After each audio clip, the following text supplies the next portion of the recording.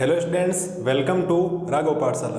हमने पिछले कक्षा में कक्षा 10 का जो आपके वास्तविक संख्या चैप्टर है उसके अंदर हमने इंट्रोडक्शन पार्ट शुरू किया था और वो था पार्ट 1। आज हम डिस्कशन करेंगे पार्ट 2 में। लास्ट क्लास में हमने अंक के बारे में डिस्कशन किया था, प्राकृत संख्याएं, पूर्ण संख्याएं और पूर्णांक संख्याओं के बारे में डिस्कसन किया था और मैंने आपको बताया था कि अगली क्लास में हम क्या डिस्कशन करेंगे।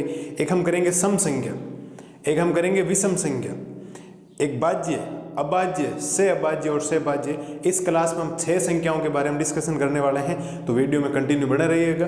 आपको एक एक चीज़, एक एक कंसेप्ट क्लियर हो जाएगा। ठीक है, मैं कुछ बातें लिखता हूं, जैसे कि मेरे पास यहाँ लिखा है 27, मैंने कितना लिखा है 27 लिखा है और एक मैंने लिख दिया 28। मैं काम करता हूं कि मैं इस 27 में 2 का भाग लगाता हूं और मैं इस 28 में भी किसका भाग लगाता हूँ साहब, 2 का लगाता। मैंने 2 अपनी मन मर्जी से कोई 2 संख्याएं मानी, एक माना 27, एक माना 28। मैंने 27 में भी 2 का भाग लगाया, 28 में भी मैंने किसका भाग लगाया, 2 का। ठीक है सर। आप कहेंगे सर भाग जाएगा 13 बार, 13 2 28 हो जाएगा, कितना बचेगा, 1 बचेगा। यहाँ भाग जाएगा 14 बार, 14 28 हो जाएगा, माइनस करोगे यहाँ कुछ नहीं बचेगा, 0 बचेगा। आप कहोगे सर कुछ ना कुछ तो फर्क है। एक संख्या में मैंने 2 का भाग लगाया, किसका भाग लगाया, 2 का भाग लगाया और शेषफल 0 आया। और जब मैंने एक संख्या में 2 का और भाग लगाया तो उसका जो शेषफल आया वो आया 1।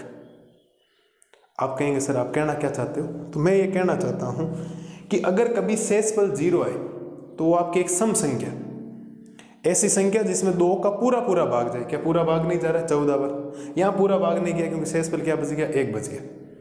और ऐसी संख्या जिसमें 2 का पूरा भाग नहीं जाए वो कौन सी संख्या कहलाती है, विषम संख्या कहलाती है। लेकिन आप भाग देने वाले तरीके से तो ठीक है, छोटी कक्षाओं में परिभाषाएं पढ़ते हैं, वहां छोटे छोटे उदाहरण आते हैं। मैं एक संख्या लिख देता हूं 27,686। 27,686 मैंने कोई उदाहरण लिखा है। क्या बेटा जी आप इसमें 2 का भाग देख के चेक करोगे क्या, बोलो हाँ या ना। भाग दे के चेक करोगे क्या, और मैं कहूँगा आपको इस संख्या में भाग नहीं देना, इसमें भी भाग नहीं देना, इसमें भी भाग नहीं देना। तो फिर कहोगे आप कि सर फिर हम कैसे पता लगाएंगे कौन सी संख्याएं सम है और कौन सी संख्याएं विषम है, कौन सी संख्याएं सम होगी कौन सी संख्याएं विषम होगी, इसका हम पता कैसे लगाएंगे। तो इसका पता लगाने का एक दूसरा तरीका, आपको हर बार 2 का भाग लगाने की जरूरत नहीं है कि आप देखोगे कि शेषफल 0 आ रहा है या शेषफल 1 आ रहा है। जब शेषफल 0 आ रहा है तो आप सम संख्या कहोगे, और जब शेषफल 0 नहीं आ रहा है या 1 आ रहा है तो आप कहेंगे कि वो संख्या विषम संख्या। क्योंकि उदाहरण बहुत बड़े भी तो आ सकते हैं ना। ये तो मैंने एक छोटा सा संख्या लिख दिया, मैं इस संख्या को बढ़ा दूं 8 6 1 4 3 5, इतनी बड़ी संख्या लिख दी, तो आप किस किस संख्याओं में भाग लगाने का प्रयास करेंगे। तो मैं कहूँगा हम भाग लगाने का प्रयास नहीं करेंगे, इतनी मुझे भाग लगाने की जरूरत नहीं पड़ेगी। तो आप कहेंगे सर फिर क्या है, तो आपको हमेशा किसी संख्या का इकाई अंक देखना है। क्या देखना है, इकाई अंक। अब आप कहेंगे सर ये क्या होता है, मेरे हिसाब से इकाई अंक तो आप जानते होंगे। इकाई अंक उसको बोला जाता है जो संख्या के सबसे लास्ट में लिखा है। अंक समझ गए ना, कल की क्लास में मैंने बताया था, बिल्कुल 0 से 9 तक अंक होते हैं, हमें पता है सर। ठीक है, लास्ट में जो लिखा जाता है वो आपका क्या कहलाता है, एक अंक कहलाता है। जैसे देखो यहाँ पर अंक, इकाई अंक कितना था, 7 था। इस संख्या में इकाई अंक कितना है, 2 है। इसमें कितना है, 5 है। तो इकाई अंकों को मैं 2 कैटेगरी में डालता हूँ।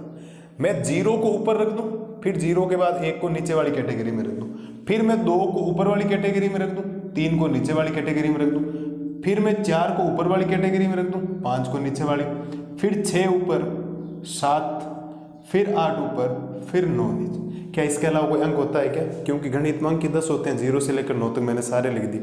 इन्हीं अंकों से सारी दुनिया की कौन सी संख्याएं, बड़ी से बड़ी और छोटी से छोटी संख्या बनती है या नहीं बनती है, बिल्कुल बनती।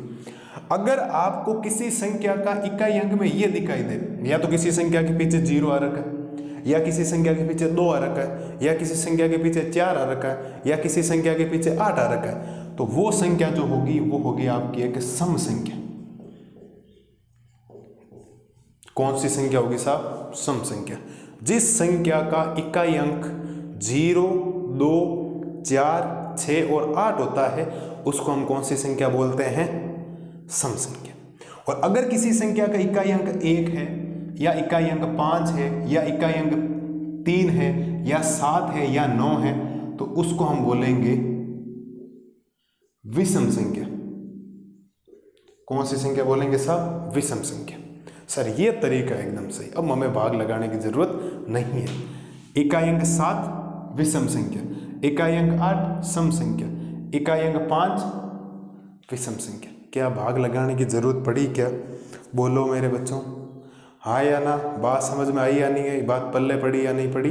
तो इसका मतलब हो गया अब हमें 2 का भाग लगाने की जरूरत नहीं है। हम तो सीधा किसी संख्या का इकाई का अंक देखेंगे, और अगर इकाई का अंक 0, 2, 4, 6, 8, रिपीट कर रहा हूँ, 0, 2, 4, 6, 8, तो डिक्लेयर कर देना वो एक सम संख्या है। और अगर किसी संख्या का इकाई अंक 1, 3, 5, 7, 9, 1, 3, 5, 7, 9 में से कोई भी दिखाई दे तो डिक्लेयर कर देना वो एक विषम संख्या। बात आई या नहीं आई समझ में? आप कहेंगे सर बिल्कुल समझ में आ गई। तो मैं अब मिटाता हूँ, फिर सम और विषम के बारे में क्या करते हैं, डिस्कशन करते हैं। पूरी परिभाषा इनकी लिखते हैं कि कौन सी सम होगी और कौन सी विषम होगी। ठीक है जी, ठीक है साहब। तो शुरुआत करते हैं विषम संख्या से। आप लिखेंगे विषम संख्या। विषम संख्याओं को इंग्लिश में ओड नंबर्स बोला जाता है। क्या बोला जाता है?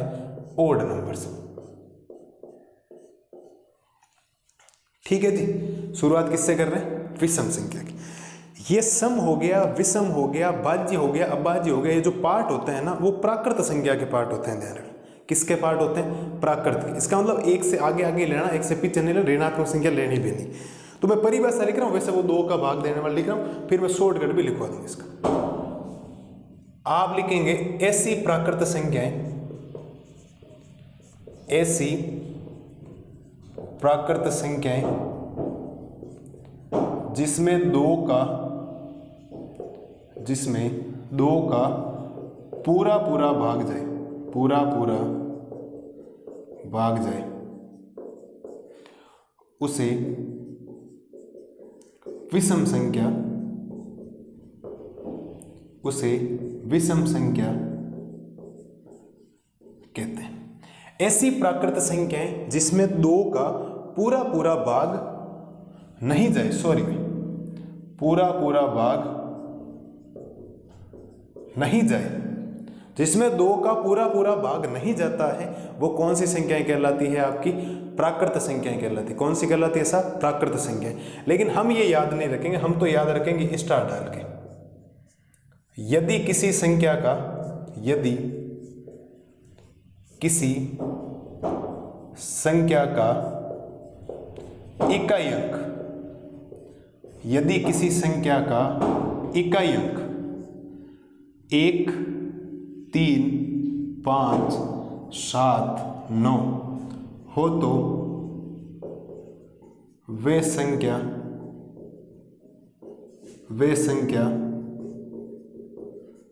विषम होगी।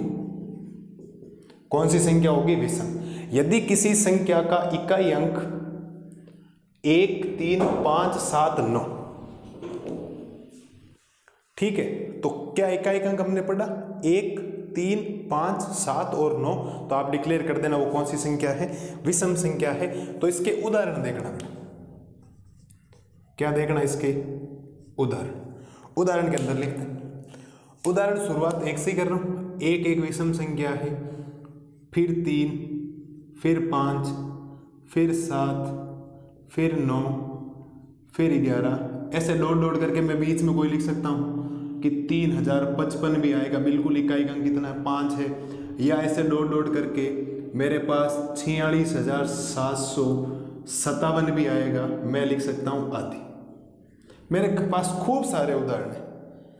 मेन प्रॉपर यही ध्यान रखना, 11 हो गया, 13 हो गया, 15 हो गया, 17 हो गया, सारी संख्याएं जो है वो आपकी विषम संख्याएं होगी। क्योंकि हमें पता है कि अगर किसी संख्या का इकाई अंक इनमें से कोई नजर आएगा, मैं हाईलाइट कर रहा हूं वापस, आप ध्यान रखें इस चीज को, 1, 3, 5, 7, 9 में से कुछ भी दिखाई दे आपको, आप डिक्लेयर कर देना वे कौन सी संख्या है? विषम संख्या। आगे आपको बात समझ में? आप कहेंगे सर बिल्कुल समझ में आ गई, अब हमें पढ़ाइए आप सम संख्या।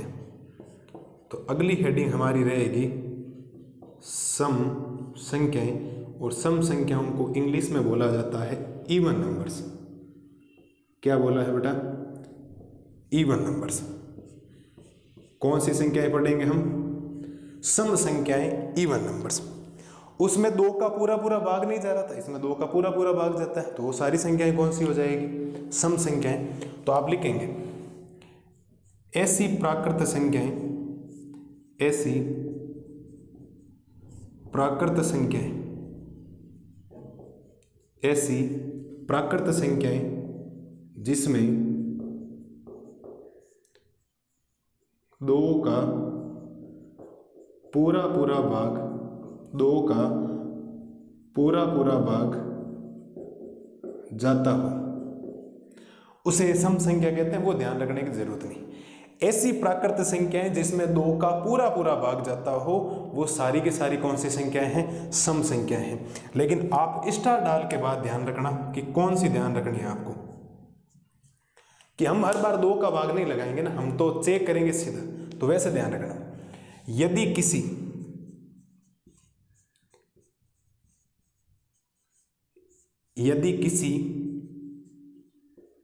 संख्या का,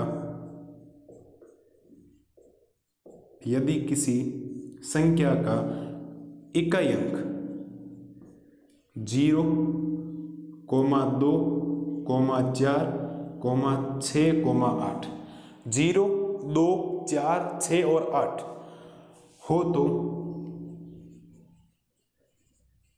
वे संख्या सम होगी। हो तो वे संख्या कौन सी होगी बेटा? सम संख्या होगी। इस बात का ध्यान रखें, इनमें से कोई भी होना चाहिए, इनमें से कोई भी।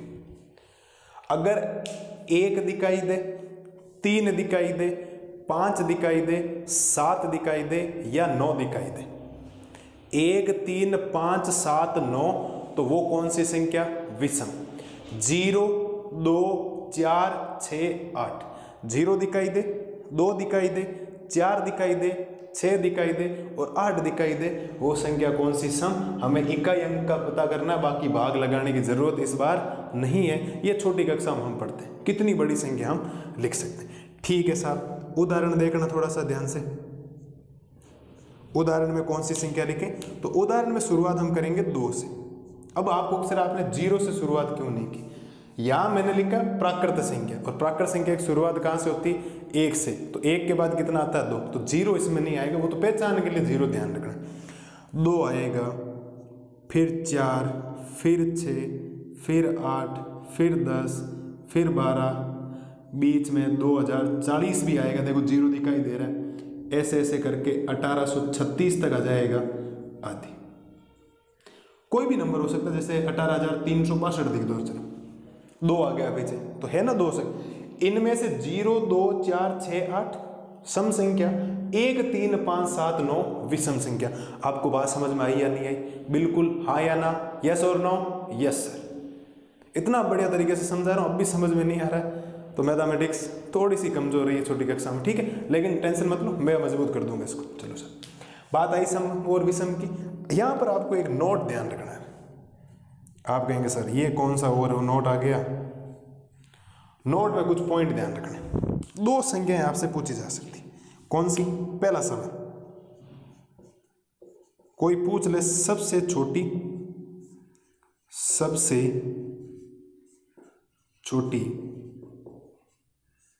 विषम संख्या बराबर। दूसरा पॉइंट आपसे कोई पूछ ले, सबसे छोटी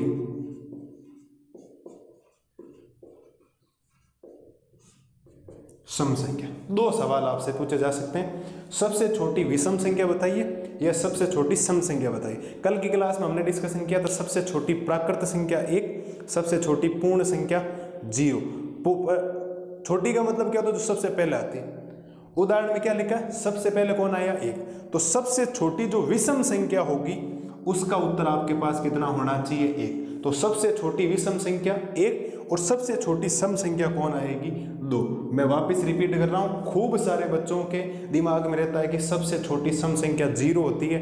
ये गलत बात है। ये 5वीं की एनसीईआरटी की मैथमेटिक्स की बुक में लिख रखा है, सबसे छोटी सम संख्या स्मॉलेस्ट जो इवन नंबर होता है, सबसे छोटी जो सम संख्या होती है वो बेटा कितनी होती है? 2 होती है। यहाँ लोगों को बहुत ज़्यादा कन्फ्यूज रहता है कि 0 है या 2 है, तो याद रखना 2 है, क्योंकि ये दोनों संख्याएं प्राकृत संख्या के भाग हैं। किसके भाग हैं? प्राकृत संख्याएं। और प्राकृत संख्या की शुरुआत 1 से होती है, तो 0 आने का तो सवाल ही पैदा नहीं होता। पहली बात तो ये आई या नहीं आई बात समझ में?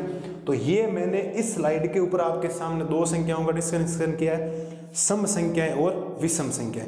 छोटी कक्षाओं में परिभाषा क्या पढ़ी थी? ऐसी प्राकृत संख्याएं जिसमें 2 का पूरा पूरा भाग नहीं जाता है विषम संख्याएं कहलाती है। सम संख्याएं ऐसी प्राकृत संख्याएं जिसमें 2 का पूरा पूरा भाग जाता हो, तो वो सम संख्याएं कहलाती है। लेकिन मैं कह रहा हूँ बड़ी संख्या आ गई तो आप भाग कैसे लगाओगे? तो नया तरीका निकाला, हम किसी संख्या का इकाई अंक देखेंगे। इकाई अंक मतलब पीछे वाला अंक देखेंगे, और अगर इकाई अंक 1, 3, 5, 7, 9 में से कोई दिखाई दे, एक कोई दिखाई दे, तो डिक्लेयर कर देना वो विषम संख्या है। और 0, 2, 4, 6, 8 में से कोई संख्या दिखाई दे तो डिक्लेयर कर देना वो कौन सी संख्या है? सम संख्या। फिर नोट डाल के 2 पॉइंट, सबसे छोटी विषम संख्या 1 होती है, सबसे छोटी सम संख्या कितनी होती है? 2 होती है। उम्मीद है कि आपको मैंने जो 2 बातें बताई है वो एकदम आपके दिमाग में छप गई होगी। ठीक है, नेक्स्ट स्लाइड में पढ़ते हैं बाज्य और अबाज्य संख्याएं। इनमें भी बहुत ज्यादा कंफ्यूज रहता है बच्चों को कि कौन सी बाज्य है कौन सी अबाज्य है।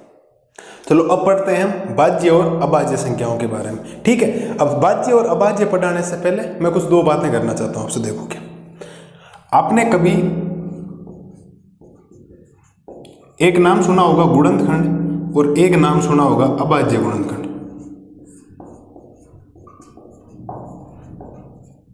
क्या 2 नाम सुने आपने? एक गुणनखंड और एक अबाज्य गुणनखंड। आप कहेंगे सर क्या? मैं सपोज दैट एक संख्या लेता हूं 12। मैंने एक रैंडम संख्या मान ली, कोई भी, आप कोई भी मान सकते हो संख्या 12। अगर मुझे इस 12 के गुणनखंड करने, क्या करना है? इस 12 के गुणनखंड। गुणनखंड का मतलब क्या होता है?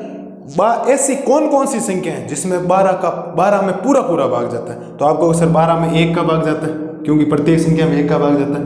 12 में 2 का भी भाग जाता है, 3 का भी जाता है, 4 का भी जाता है, 6 का भी जाता है और 12 का जाता है। क्या 1, 2, 3, 4, 6, 12 का 12 में पूरा भाग जाता है? बिल्कुल। ये जो 1, 2, 3, 4, 6 और 12 है, ये 12 के गुणनखंड कहलाते हैं। लेकिन अबाज्य गुणनखंड का मतलब होता है ऐसा कि हम यहाँ 12 लिखेंगे, 2 का भाग लगाएंगे 6 बार गया है, 2 का भाग लगाएंगे 3 बार गया, 3 में 3 का भाग 1 बार, और 12 को ऐसे लिखते हैं 2 की घात 2, 3 की घात 1। बात आई ना समझ में? तो गुणनखंड और अबाज्य गुणनखंड में क्या फर्क है कि अबाज्य गुणनखंड हम ऐसे करते हैं, ये तो हमें इस बार करने हैं अपनी 1.1 प्रश्नावली। अबाज्य गुणनखंड हम ऐसे करते हैं। गुणनखंड का मतलब होता है ऐसी कौन सी संख्या है जिसमें उस संख्या में पूरा पूरा भाग जाता है। जैसे 12 में 1 का पूरा भाग जाता है, 2 का जाता है, 3 का जाता है, 4 का जाता है, 5 का नहीं जाता है, 6 का पूरा भाग जाता है, 7 का नहीं जाता, 8 का नहीं जाता, 9 का, 10 का, 11, 12। जो संख्या 12 से भागी हो आगे संख्या बाज्य नहीं होगी। ठीक है, अबाज्य गुणनखंड अलग चीज है। बात आई समझ में यहाँ तक? और मुझे नहीं लगता यहाँ तक कोई दिक्कत आपको होनी चाहिए। तो ये बात आपको समझनी है कि गुणनखंड और अबाज्य गुणनखंड में क्या फर्क होता है। और अगर ये बात आपको समझ में आ गई तो फिर आपको अबाज्य और बाज्य संख्याएं समझने से कोई दिक्कत नहीं आएगी। ठीक है, तो मैं एक बार दोनों हेडिंग साथ में लगाता हूं।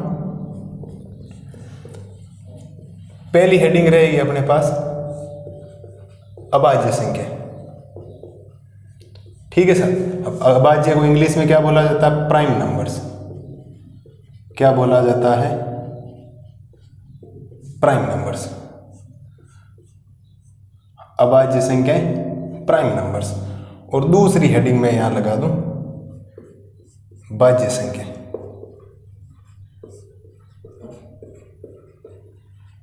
कौन सी संख्याएं? बाज्य संख्याएं, जिसको इंग्लिश में कंपोजिट नंबर्स बोला जाता है।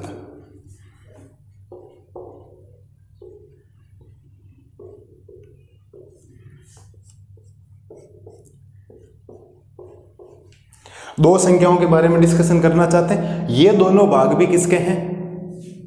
किसके हैं? बोलो। प्राकृत के। तो यहां शुरुआत किससे होगी? 1 से। मैं कुछ उदाहरण लिखता हूं आपके सामने, फिर मैं आपको चीजें समझाने का प्रयास करूंगा कि क्या है कारण। प्राकृत है तो सबसे पहले 1 लिखूंगा, 1 के बाद मैं 2 लिख दूं, 2 के बाद मैं 3 लिख दूँ। मैं थोड़ी जगह छोड़ छोड़ के लिख रहा हूँ, मुझे खूब सारी चीज़ें बतानी है आपको यहाँ, बहुत ज़्यादा समझना, क्योंकि इसमें माथापच्ची सबसे ज़्यादा है, बाकी तो क्या है पढ़ रखी है आपने।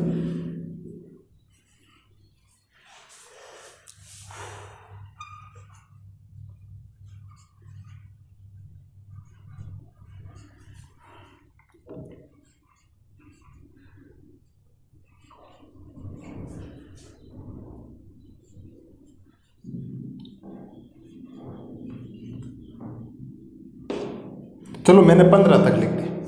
कहाँ तक लिख दिया? 15 तक। इन 15 तक आपको सारी चीज़ें समझ में आ जाएगी, कौन सी बाज्य और कौन सी अबाज्य, कभी आप पहचान करने से चूकोगे नहीं, देख लेना। ठीक है सर, मैं एक बार के लिए इस संख्या को होल्ड कर रहा हूँ भाई, इस संख्या को क्या कर रहा हूँ? होल्ड कर रहा हूँ। एक बार मैं बाद में बताऊँ, मेरी मन मर्जी है तो। ठीक है, क्या 2 के गुणनखंड 1 और 2 है क्या? 2 में 1 का भाग जाता है, 2 में 2 का भाग जाता है। 3 में किस किस का भाग जाता है? तो आप कहोगे सर 3 में 1 का भाग जाता है, और 3 में किसका भाग जाता है? 3 का। 4 में, तो 4 में 1 का भाग जाता है, 4 में 2 का भाग जाता है, और 4 में किसका भाग जाता है? 4 का जाता है। इसके अलावा नहीं जाता। ठीक है, 5 में आओ, तो 5 के भी 2 गुणनखंड, एक तो 1 हो जाएगा, एक कितना हो जाएगा? 5। 6 में किस किस का भाग जाता है? 6 में 1 का भाग जाता है, 2 का जाता है, 3 का जाता है, और 6 में किसका भाग जाता है? 6 का जाता है। इसके अलावा जाता है क्या? नहीं। 7 में किसका भाग जाता है? 7 में भी 1 और 7 का भाग जाता है। किसका जाता है? 1 और 7 का। 8 में किसका जाता है? 8 में देखो 1 का भी जाता है, 2 का भी जाता है, 4 का भी जाता है, और किसका भाग जाता है? 8 का भाग जाता है। ठीक है जी। 9 में किसका भाग जाता है? 9 में 1 का भाग जाता है, 3 का जाता है, और किसका जाता है? खुद 9 का जाता है। 10 में 1 का भाग, 2 का भाग, 5 का भाग, और 10 का भाग। 11 में किसका भाग जाता है? 1 का और 11 का। 12 में किसका भाग जाता है? 1 का भाग जाता है, 2 का भाग जाता है, 3 का भाग जाता है, 4 का भाग जाता है, 6 का भाग जाता है, और 12 का भाग जाता है। 13 में किसका भाग जाता है? 1 और 13 का जाता है। 14 में 1 का भाग जाता है, 2 का भाग जाता है, 7 का भाग जाता है, और 14 का भाग जाता है। 15 में 1 का जाता है, 3 का जाता है, 5 का जाता है, और 15 का जाता है। मैंने एक बार 2 से लेकर 15 संख्या लिखी है, और उसमें प्रत्येक का गुणनखंड लिखा है, किस किस का भाग उसमें जाता है। दुनिया की प्रत्येक संख्या 1 से भाज्य होती है, तो 1 का भाग तो जाएगा ही जाएगा। आप इन संख्याओं को ध्यान से देखो, क्या कोई गुणनखंड समझ में नहीं आया क्या आपको? ऐसी कोई संख्या जिसमें आपको समझ में नहीं आया कि ये 1 का भाग क्यों जा रहा है, 2 का क्यों जा रहा है? अब आप इन संख्याओं को देखोगे ना, तो यहाँ आपको एक बात देखने को मिलेगी। आप कहेंगे सर कौन सी बात? तो मुझे एक बात बताओ, यहाँ कितने गुणनखंड नजर आ रहे हैं? आप कहेंगे सर 2। यहाँ कितने गुणनखंड है? 2। यहाँ कितने? 3। तो मैं कहूँगा 2 से ज़्यादा आगे। यहाँ कितने गुणनखंड? 2। यहाँ 2 से अधिक, यहाँ गुणनखंड 2, यहाँ 2 से अधिक, यहाँ पर भी गुणनखंड 2 से अधिक, यहाँ पर भी 2 से अधिक, यहाँ गुणनखंड कितने? 2। यहाँ गुणनखंड 2 से अधिक, यहाँ गुणनखंड 2, यहाँ गुणनखंड 2 से अधिक, यहाँ गुणनखंड 2 से अधिक। आप कहोगे सर समझे क्या हम? तो ध्यान ये रखना है, अभाज्य संख्याएं वो संख्याएं होगी जिसके केवल 2 गुणनखंड होंगे। वापिस सुनना, अभाज्य संख्याएं वे संख्याएं होगी जिसके केवल और केवल ओनली 2 फैक्टर्स होंगे, केवल 2 गुणनखंड होंगे, 2 से ज़्यादा नहीं होंगे। ये एक अभाज्य संख्या है, ये भी एक अभाज्य संख्या है, ये एक अभाज्य संख्या, ये एक अभाज्य संख्या, ये एक अभाज्य संख्या, ये एक अभाज्य संख्या। अगर इनमें से अभाज्य मैंने अलग कर दी, तो जो पीछे बच गई वो कौन सी संख्या होगी? भाज्य संख्या होगी। कौन सी संख्या होगी? भाज्य संख्या। सीधी सिंपल सी परिभाषाएं लिख रहा हूं दोनों की।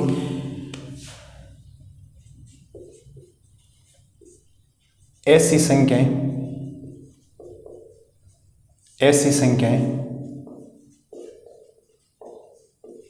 जिसके केवल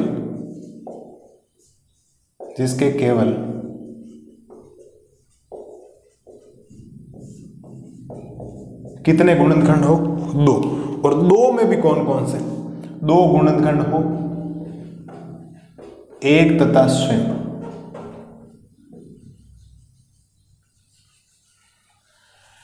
ऐसी संख्याएं जिसके केवल 2 गुणनखंड हो, मतलब जिसमें केवल 1 का भाग जाए और स्वयं यानी खुद का भाग जाए, वो सारी संख्याएं कौन सी होगी? अभाज्य संख्या। अब भाज्य संख्याओं की परिभाषा क्या है? जिसके 2 से अधिक गुणनखंड हो, जिसके 2 से अधिक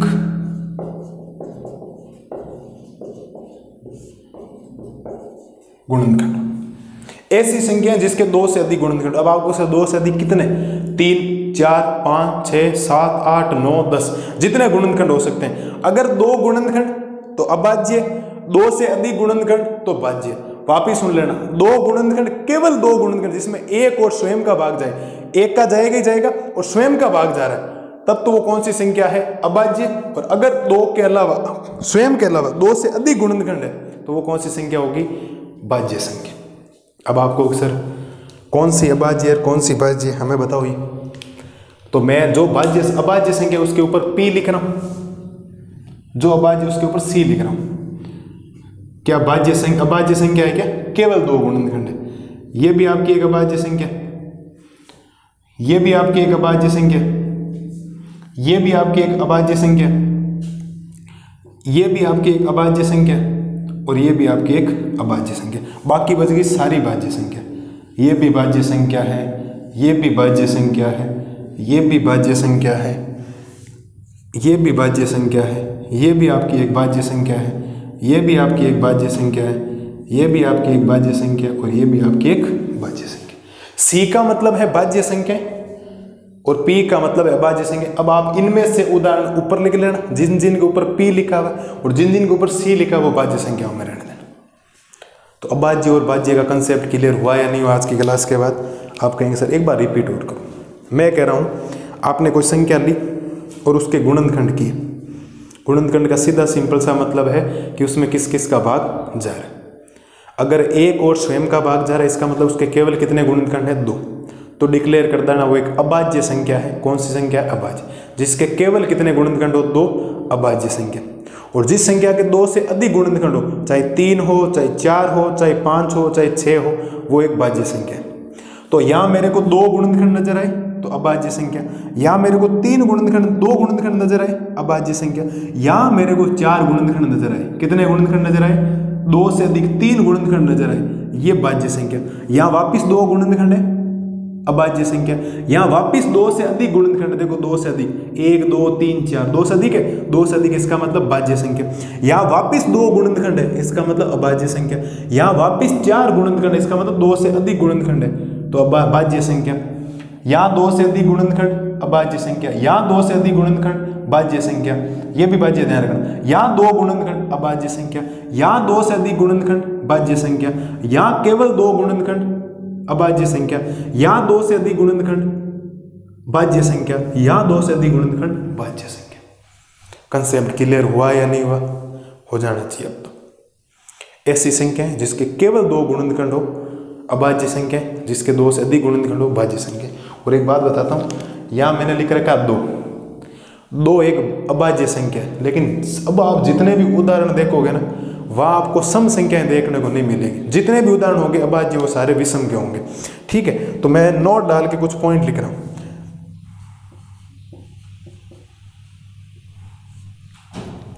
पहला पॉइंट, सबसे छोटी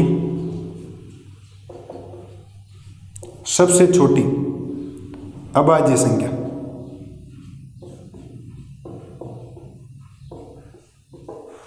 दूसरा पॉइंट, सबसे छोटी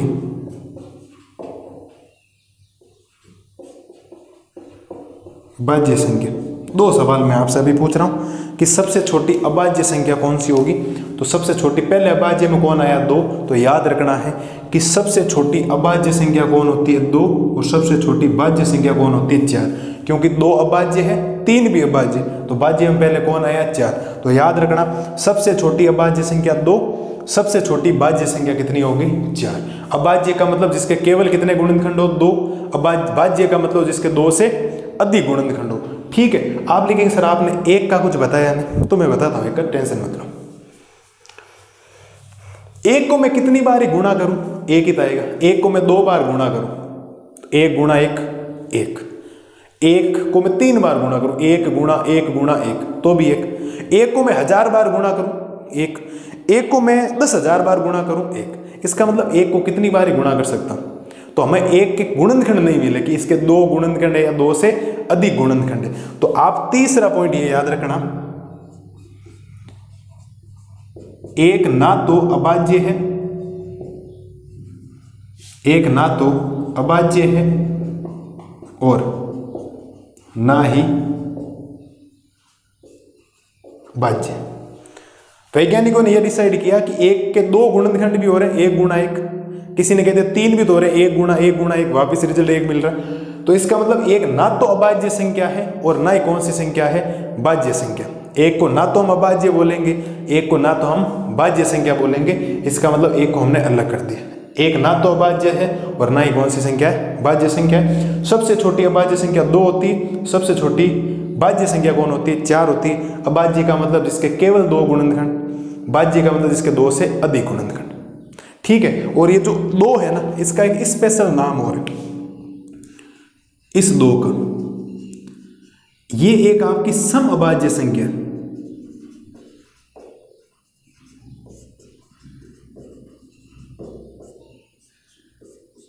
कौन सी संख्या है, सम अभाज्य संख्या। अब आपको अक्सर समझ में नहीं आया क्या कह रहा हूं। सम अभाज्य का मतलब है 2 एक ऐसी संख्या है जो सम भी है और सम होने के नाते कौन सी संख्या, अभाज्य संख्या। बाकी कोई भी सम संख्या कभी भी अभाज्य संख्या नहीं होती है 2 को छोड़कर।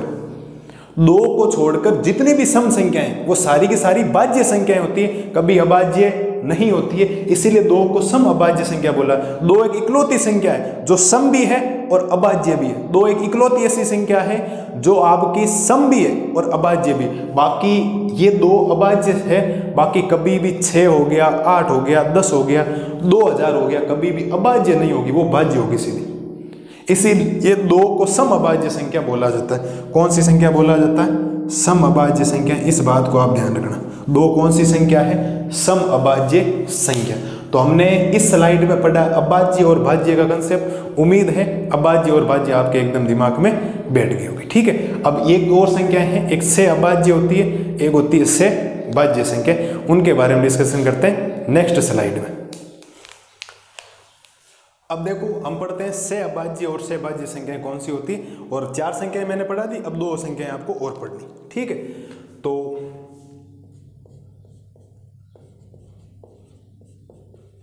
पहले पढ़ते हैं से अभाज्य संख्या। कौन सी संख्याएं, से अभाज्य संख्याएं, को प्राइम नंबर्स। कौन सी संख्याएं,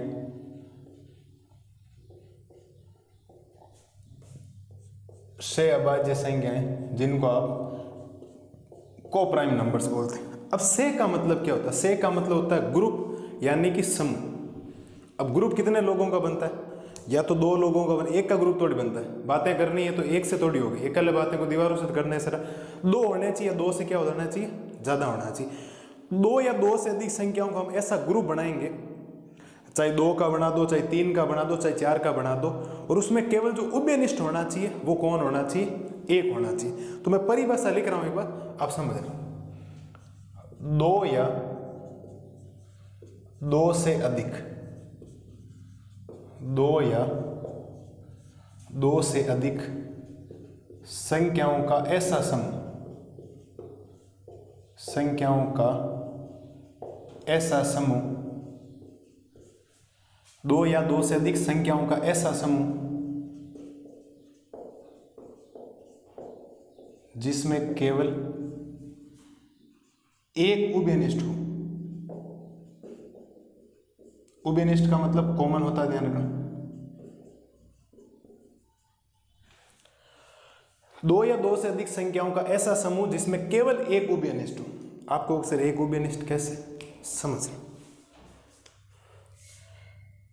उदाहरण समझना आप लोग। मैं एक ग्रुप बनाता हूं 2 और एक ग्रुप बना दिया मैंने 3 का।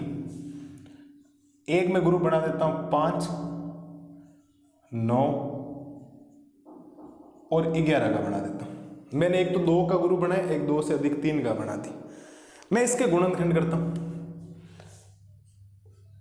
इसके गुणनखंड 1 और 2 हो रहे, इसके गुणनखंड 1 और 3 हो रहे, 5 के गुणनखंड 1 और 5 हो रहे हैं जी, 9 के 1 हो रहा है, 3 हो रहा है और 9 हो रहा है, 11 का हो रहा है 1 और 11। आप कहेंगे सर बिल्कुल यहाँ तक हम कंफर्म है कि हमने इसके गुणनखंड देख लिए कि 2 के 1 और 2 हो गए, 3 के 1 और 3 हो गए, 5 के 1 और 5 हो गए, 9 के 1 3 5 होते हैं। कॉमन का मतलब क्या होता है?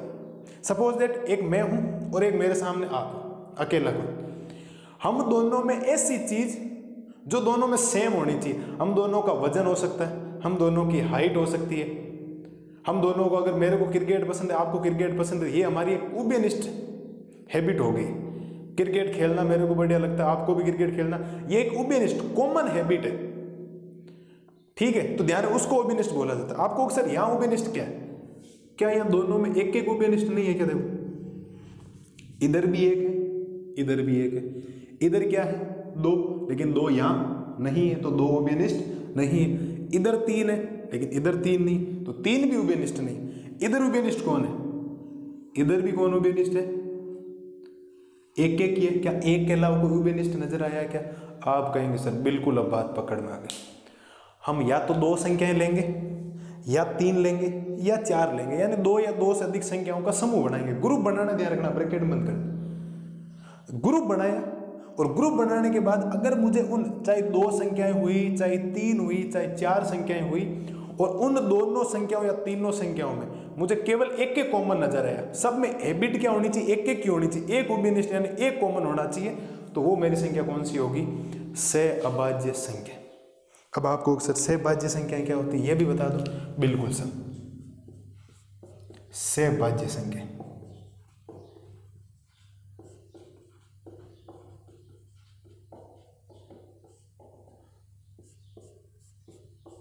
इंग्लिश में इसको बोला जाता है को कंपोजिट नंबर्स।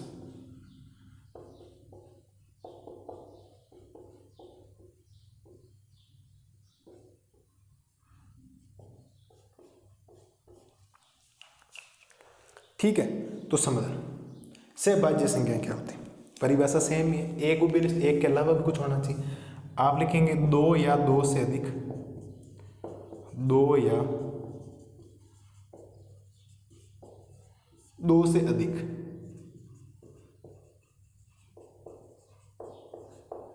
संख्याओं का ऐसा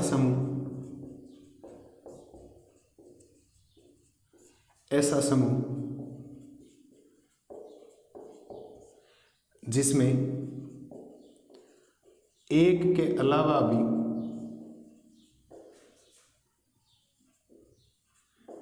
अन्य संख्या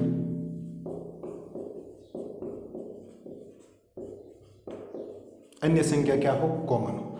एक भी होनी चाहिए, अगर एक है तो सहअभाज्य संख्या, और एक के अलावा कुछ और है तो फिर कौन सी है? भाज्य संख्या।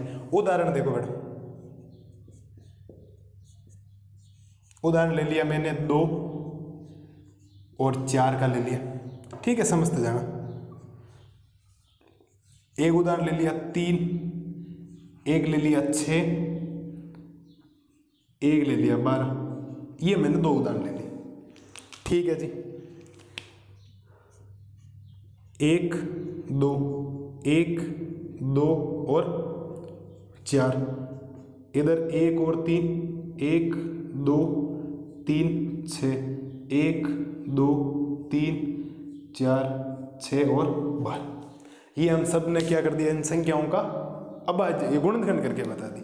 अब देखो, इधर भी एक, इधर भी एक, और जब तक केवल एक संख्या कॉमन है, एक के अलावा कुछ भी कॉमन नहीं है, तब कौन सी? सहअभाज्य संख्या। और एक के अलावा भी कुछ कॉमन है क्या? आप कहेंगे सर बिल्कुल है, इधर भी 2 है और इधर भी क्या है? 2। तो मैंने क्या लिखा? जिसमें एक के अलावा भी अन्य संख्या कॉमन हो। अगर एक भी संख्या एक के अलावा कुछ और कॉमन हुई तो वो सहभाज्य संख्या कहलाएगी। तो ये जो 2 और 4 है वो सहभाज्य संख्या है। इधर देखो, एक एक तो है सब जगह, क्या एक एक है क्या? बिल्कुल। देखो 3 3 भी कॉमन है, इधर भी 3, इधर भी 3 और इधर भी 3। आपके दिमाग में 2 संख्याएं और आएगी। आपको सिर्फ 6 भी कॉमन है, तो 6 इधर है, 6 यहाँ है, लेकिन 6 यहाँ पर नहीं है। 3 संख्याएं तो तीनों में कॉमन सेम होना चाहिए, तो 6 कॉमन नहीं है।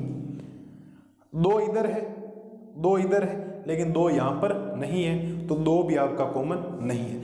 आप यहाँ पूछेंगे सर क्या इसकी सबसे छोटी सहअभाज्य, सबसे छोटी सहअभाज्य संख्या बताई जा सकती है क्या, और मेरा जवाब होगा नहीं, आप यहाँ पर नहीं बता सकते, क्योंकि ग्रुप के मतलब होता है मैं कोई भी ग्रुप ले सकता हूँ।